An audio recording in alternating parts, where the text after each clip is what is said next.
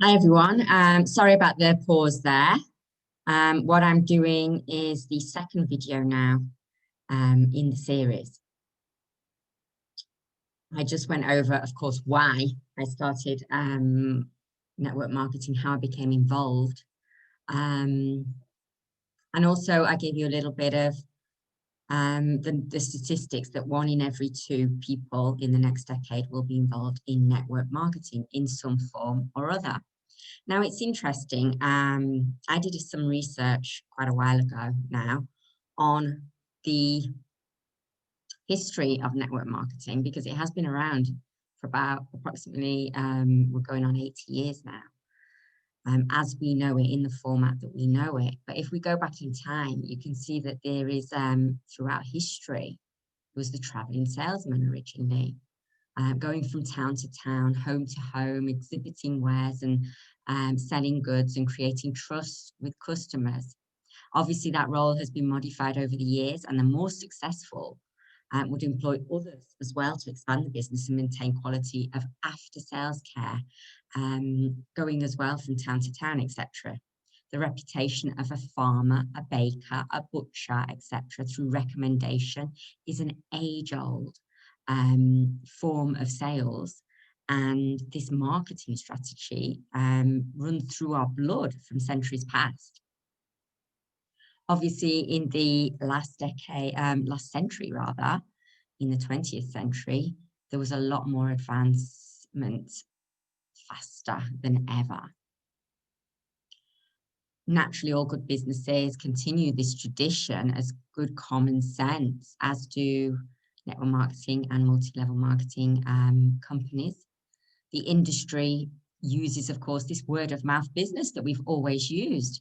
It's the oldest form of advertising, so to speak. And this is the whole premise of this particular industry. We often have a saying in the company I work for that we don't need to pay for advertising. The advertising is us, word of mouth. Going back to traditional businesses as we know them today, in the form of shops, that's grown gradually over the last few centuries, culminating in a rapid growth post-World War II, with chains and the high street, particularly in the UK. I know we know the high street or Main Street in the US, it would be known as, and then subsequently commercial centres or malls in the last 40 to 50 years. So that's how traditional businesses become known to us, really. We also know other types of businesses like franchises. They were another modification of our modern day chain stores, and they originally were considered also very high risk. They still are actually, because of the huge amounts of money you have to actually buy a franchise. But certainly in the beginning, there were many disreputable companies causing problems with franchises in the beginning, giving them a bad name. And this isn't something that is unheard of with new concepts and ideas.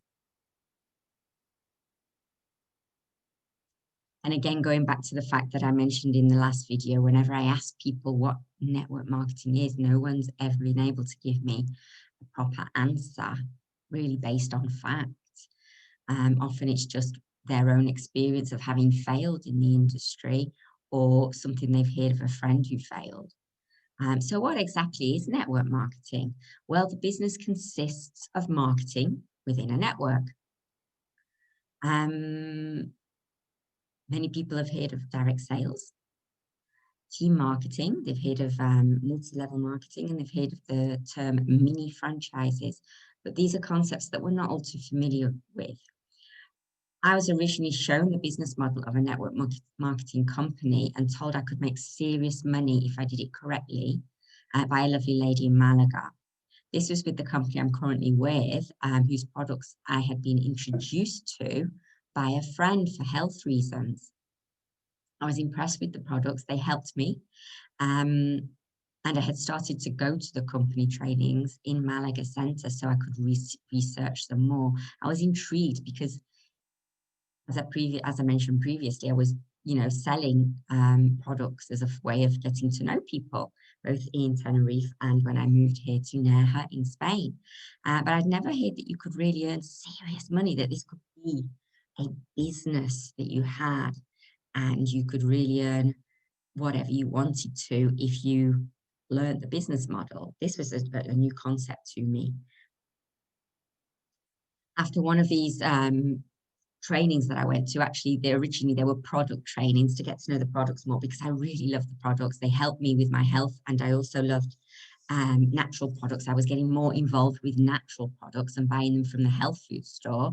And so I saw that they had them too. So I wanted to find out more about them. And it was only in Malaga. So once every 2 weeks, I went to these trainings. And after one of them, I could see that there was a business presentation, more about the actual business side of it. So I stayed. I stayed afterwards to listen. And I was curious to know more.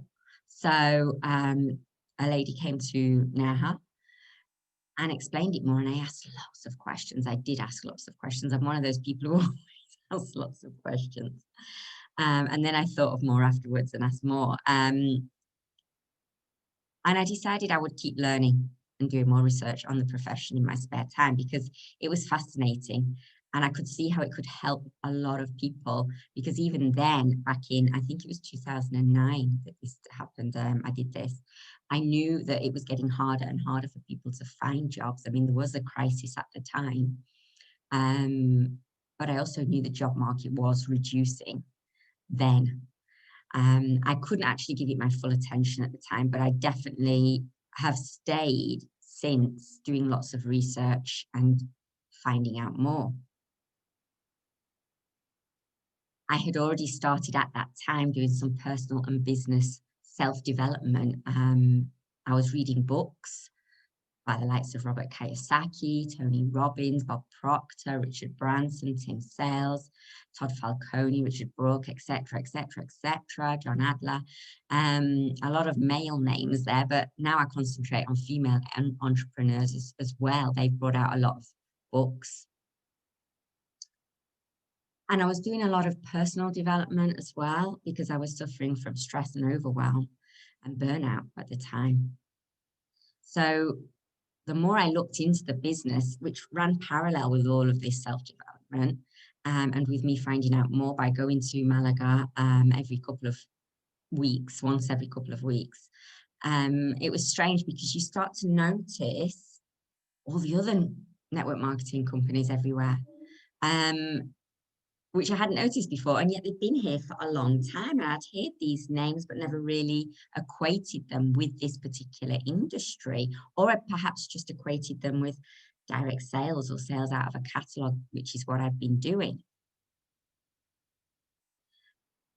And I discovered as well that the profession is an industry and it's taught in universities now across the globe.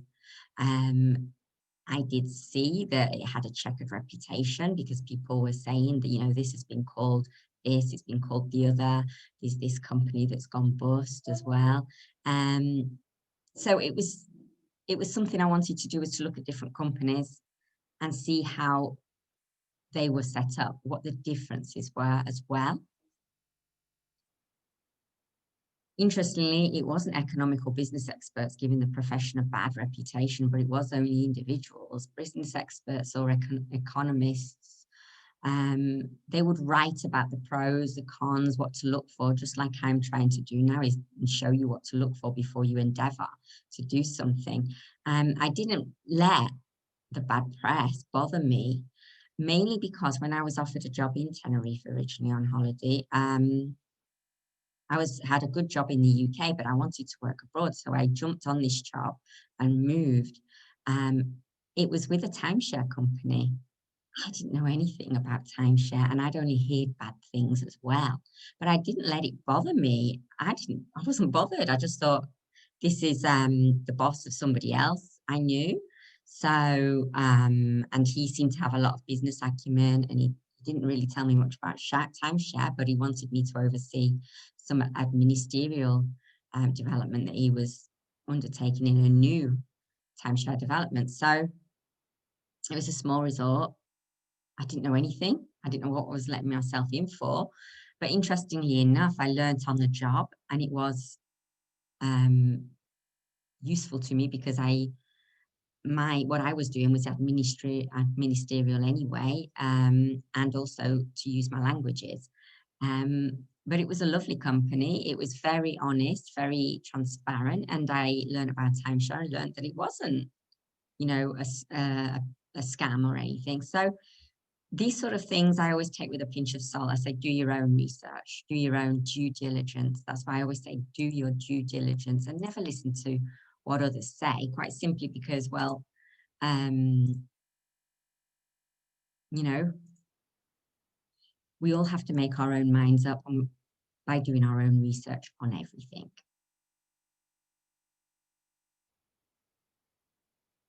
I'm just going back here to see.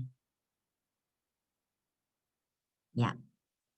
It was easy to see the benefits, which I'll go into a bit further on in another video, and the advantages of the business, how this could have, positively affect a person's life. But I wanted to ensure the company wasn't going to disappear if I decided to do it at some point later on. I was already becoming disillusioned with my business and the amount of hours I had to put in, how the health of the economy would adversely affect it. There was lots of ups and downs. I wanted something more stable. So I saw this as an opportunity to do something more stable. I couldn't give my 100% focus to it, but I certainly, in my spare time, tried to recommend products and the business, and tried to recruit whilst I was learning at the same time. I had been involved with Virgin V, a company that many of you may have heard of, but it went into bankruptcy. And I didn't want to sell products to friends and family and recommend a company if it was going to disappear. So I knew I had to do more research. There were a lot of older, long-standing companies that existed. I wasn't particularly struck on their products, so I wanted to really look into one and like the products as well as their business model, as well as see what their values were and whether they were going to stay around. The company I was with was one that naturally occurred to me, why don't I find out more about this company? Because I love these products. Unfortunately, it had been around a long time.